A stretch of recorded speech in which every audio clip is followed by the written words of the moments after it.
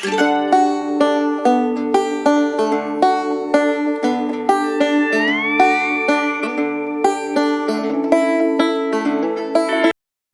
to our virtual reading group extra for the election of 1800 Jefferson versus Adams.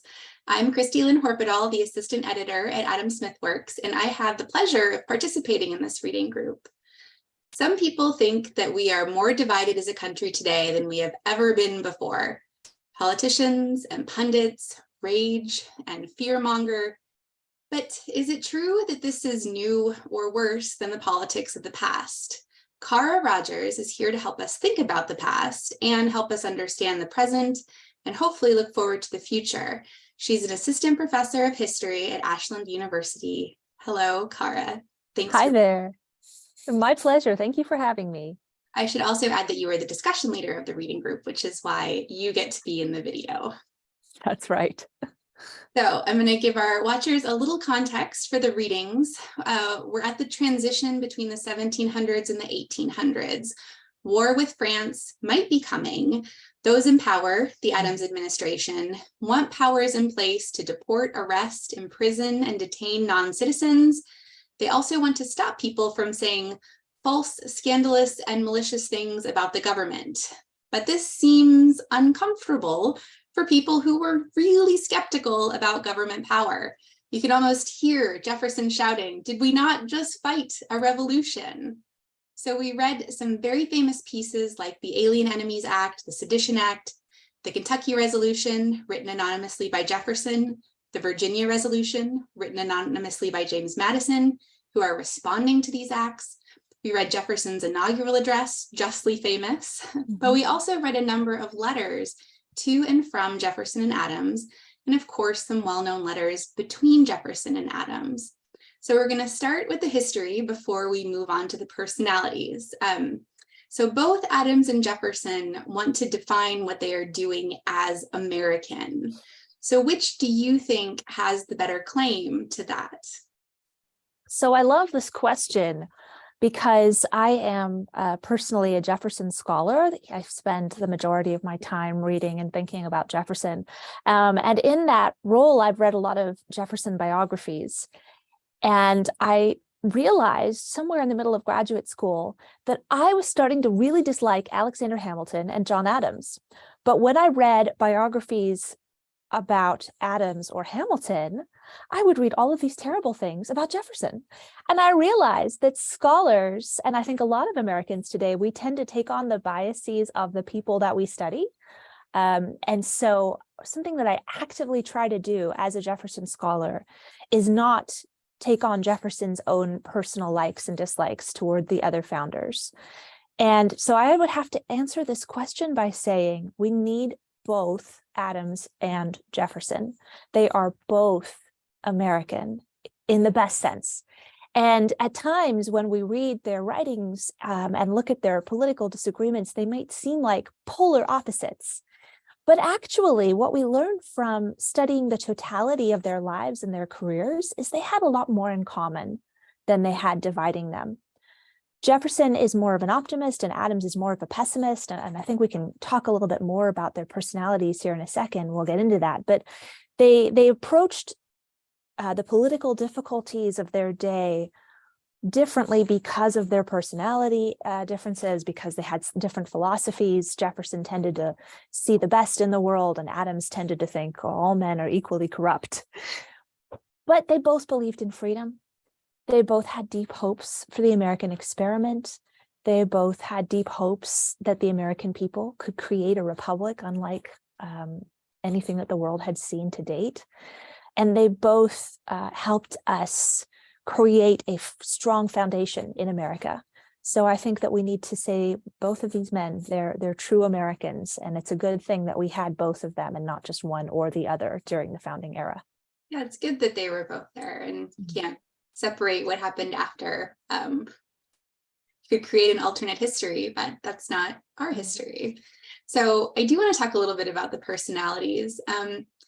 Something that people who haven't studied this era or these people might not know is how good of friends they were and then weren't and then were again.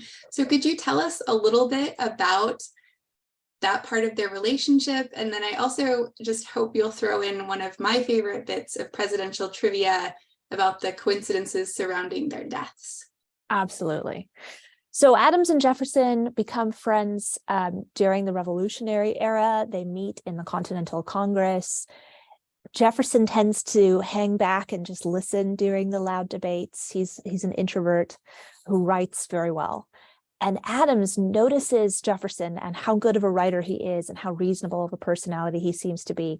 Adams he's self-described as obnoxious, unliked. He tends to make himself unpopular by speaking very bluntly. He is a force for change in that Continental Congress. He is great at arguing for independence, and Jefferson is great at writing the arguments for independence. So they became kind of a dynamic duo. They both were on the committee that wrote the Declaration of Independence, even though Jefferson did the bulk of the work. They went to Europe at the same time to serve as diplomats on behalf of America at the end of the Revolutionary period. They were great friends. Their families were friends. Their children knew one another. Unfortunately, they later on became leaders of opposing political parties. Adams became the leader. Really, it was Hamilton behind the scenes, but Adams, as the president, became the leader of the Federalist Party. Jefferson is the leader of the Democratic Republicans. They had some really tense moments, not so much because they personally disliked one another, but because elections are nasty. And the first political division in America was, I would say, just as bad as the political divisions that we see in our own day, where each party argued that the other party was going to destroy America. And there was so much fear and dissension in the atmosphere that Jefferson and Adams' political proxies, the men who were campaigning for them, said very nasty things about each one of these men on behalf of Jefferson and Adams. And so this caused personal pain between these two men. This caused some misunderstandings, a rift in their friendship. They didn't speak for something like 11 years after Jefferson won the election of 1800. And it took a lot of work on behalf of their mutual friends to reconcile them when they were old men. But eventually they did reconcile, and they wrote one another more than 100 letters over the last decade of their lives, in which, as Adams put it, he said to Jefferson, "You and I ought not to die before we explain ourselves to one another." And so we have these great letters. And one of my favorite things you mentioned about their relationship is they not only reconciled, but they also died within a few hours of one another on July 4th, 1826, which is the 50th anniversary of independence. It was an incredible coincidence. They knew it, and everybody in America was a little bit shocked by this and saw it as providential, almost like a sign of God's hand on the nation. So that's just a cool factoid about the relationship between Adams and Jefferson. So one of the great things about this reading group that I loved was that we actually read correspondence, not only from Adams and Jefferson, but also between Adams and Jefferson. So could you talk a little bit about why including letters in a reading group gives us something different than just reading inaugural speeches or reading laws as they were written? What do you think the letters added in general, but also to our reading group in specific, if you can think about that? Yeah. Well, my favorite thing about letters is that they give us insight into individual personalities that we might not see if we only read speeches and laws. We get updates on Thomas Jefferson's painful wrist and arthritis that he was struggling with. We get heartfelt sympathy when each one of them suffered loss. We get glimpses into some of their fears for the future. We get complaints about the weather, just all of these sometimes even mundane details that show that, founders, they're just like us. They weren't that different. Human beings, I think, are fundamentally the same, no matter what era we find them in. We all have the same sorts of hopes and fears and concerns, dreams. We also, by reading letters in this reading group, are able to delve a little bit more deeply into some of the nuanced philosophical debates. So I mentioned that Adams and Jefferson have opposite personalities, and Jefferson is an optimist, Adams is a pessimist. They also disagreed on fundamental things like, are people naturally good, or are they naturally corrupt? And Jefferson truly believed that human beings and entire societies can morally progress. And so he set forth this fairly nuanced argument about how America's government could hopefully continue electing the wisest and the most virtuous individuals. And Adams was more pessimistic, and he thought, no, I don't know if it's possible to do that. I think we're just going to get stuck electing the richest and best looking people. And this is a fascinating debate. It's still relevant today, and it's something that we wouldn't know about if we weren't able to access their private correspondence with one another. So one thing I thought was interesting about our group were, I felt like there were moments where the letters and the speeches even didn't totally line up. There's an example, I won't read it out right now, but I'll put it in the video notes for people to see it. But for example, in Jefferson's letter to Elbridge Gerry, January 26, 1799, he seems quite bold about moving into the future and not looking back to the past. But then in his inaugural address, you have these beautiful sentences about being guided by the things in the past that don't seem like they actually reflect what he might personally believe or what he's personally written in some of his letters. As a historian, when you see something like that, how do you think about the differences between those two kinds of documents and two kinds of representations of a historical figure? It's a great question. I think what really matters when reading those sorts of seemingly contradictory statements from Jefferson, something in a private letter and then something that he gives in his first inaugural, what really helps us is understanding a little bit of the context in which Jefferson was writing. So in the private letter, I read that as Jefferson specifically responding to some Federalists who were attacking scientists, and in particular, I think those Federalists were responding to the extremes of the French Revolution and some of the thought that was coming out of radical thinkers in Europe, thinkers who were not only making scientific advances, but also rejecting traditional Christianity and arguing either for atheism or for Unitarianism, who were attacking traditional religious values. So for a lot of Federalists, progress and science become conflated with fear of radical French revolutionary ideology that is completely disrespectful to the past, disrespectful of any sort of wisdom handed down through the ages, disrespectful to Christianity, to the Bible. And some Federalists started attacking science, period, and associating any sort of forward thinking with radical French revolutionary ideology.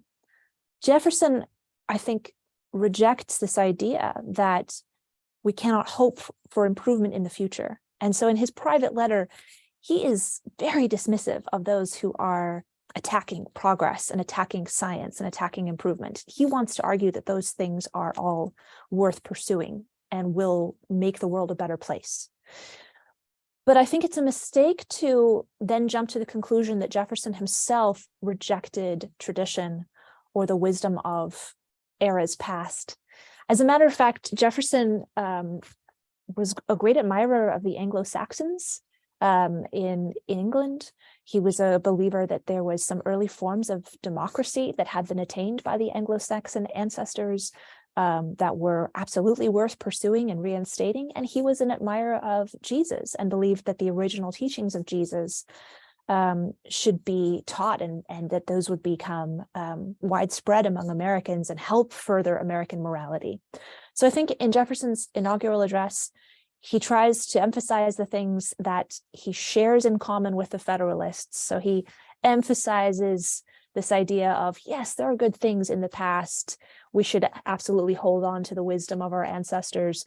But in his private letter, he is still making fun of the Federalists who take that too far and say, well, we can't have science and progress.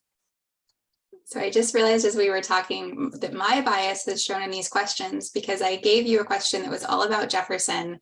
I didn't give you a question that was all about Adams, but I know you are a fan of Adams. And so I wanted to actually just give you an opportunity to give your pitch for Adams. So for someone who might be a Jefferson lover and perhaps an Adams hater, or just feel a little about Adams, what do you think that person should understand about John Adams, or what would you want them to know? Yeah, I would highly recommend the HBO miniseries John Adams that stars Paul Giamatti. I think that does a great job of presenting a favorable view of John Adams. I would say particularly the first episode dramatizes Adams as a young revolutionary in colonial America during the Boston Massacre incident. There are these British soldiers who are accused of indiscriminately firing into a crowd of unarmed people and killing 5. It's kind of a case of police brutality. And the public sentiment in Boston is, violently against these British soldiers. Adams insists that they deserve a fair trial, and he is their lawyer for the defense. He defends the British soldiers accused of massacring people at the Boston Massacre. I love Adams's integrity, that he so values truth and justice that he is willing to take the unpopular view and the unpopular side and give these men a fair defense at their trial. And he manages to get them not quite acquitted, but certainly give them a fair trial. And eventually I believe they all end up going back to England. And I think justice was served in that case. And you see that integrity consistently throughout Adams's life. He might have been obnoxious.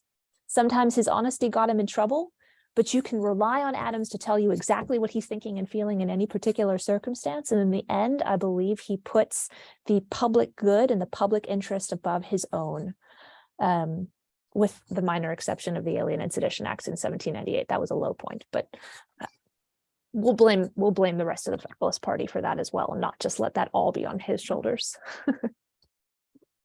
I think that's fair. That sounds fair to John Adams, especially for a short conversation. So I do have one more question. A lot of people in the group are fans of the Lin Manuel Miranda musical Hamilton. Mm-hmm. A lot of people were not fans. I think mostly because of some glaring inaccuracies in it. Although I think you can't deny that it's done a lot to get people interested in those characters and that area of history. And it's just a wonderful soundtrack, very fun to listen to, lots of good stuff in it. But I'm sure you have a lot of students who have misconceptions from that musical. And I'm sure there are lots of other people in the general public as well. So if you were going to try to correct one misconception from the musical, what do you think you would want people to know? Can I say 2? Okay. It's hard to pick as long as you're short. Very brief. Okay, so the first one is there's an impression that you can get when Jefferson arrives in the Hamilton musical. They have this whole song about how he's been gone. It leaves you with the feeling that Jefferson basically missed the American Revolution and he didn't participate at all. That's not true. He was governor of Virginia while the Revolutionary War was going on. He experienced the invasion by the British firsthand. So that always annoys me.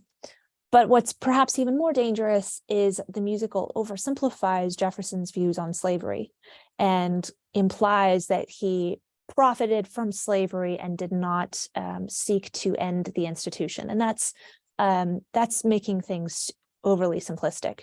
Absolutely, Jefferson profited by owning slaves, but he was also a lifelong opponent of slavery. And so I think it does both of the founders a disservice to make Hamilton a hero of abolition, when in fact that wasn't a huge part of his life. It was there, but it wasn't a huge focus for him. And to completely discount everything that Jefferson said and did to try to attack slavery, which was actually quite significant. I know that came up in our reading group a lot too. A lot of the participants have this concern that Jefferson is being really hypocritical, and I Yeah. thought you offered a good balance to that in several circumstances. So if you want to I'll give you a few more seconds to sort of maybe tell people what you think is overlooked when people are being very critical of Jefferson on that point. I think the first thing I would say is that Jefferson would criticize Jefferson. Everything that we today say about Jefferson, oh, well, he owned slaves and he didn't free them, and he said, racially prejudiced things, I think Jefferson would agree with. And that's maybe what most people don't know about him, is that he was unusual in his day and age, as one of the first to come out and try to attack slavery as an institution in Virginia, one of the first to try to make it possible. When he was a young man, it was illegal to free an individual slave without getting special permission from the governor of Virginia.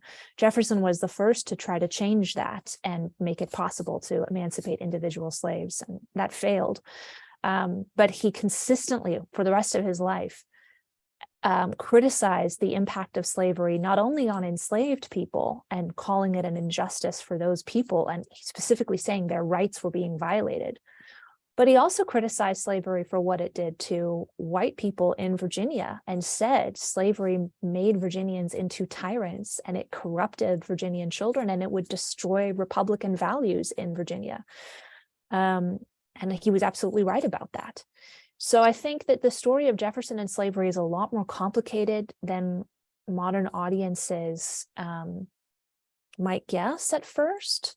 But the most important thing to know is Jefferson consistently attacked slavery. Jefferson numerous times had different legal and political things that he tried to end slavery or to improve the situation for African Americans in Virginia.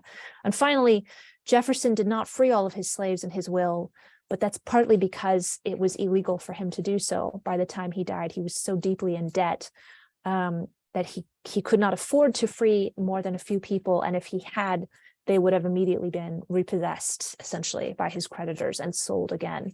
So that also complicates his story and makes it, I think, more interesting for us to try to understand somebody who's deeply devoted to the values of liberty in a society where slavery is completely entrenched, and how difficult his choices were.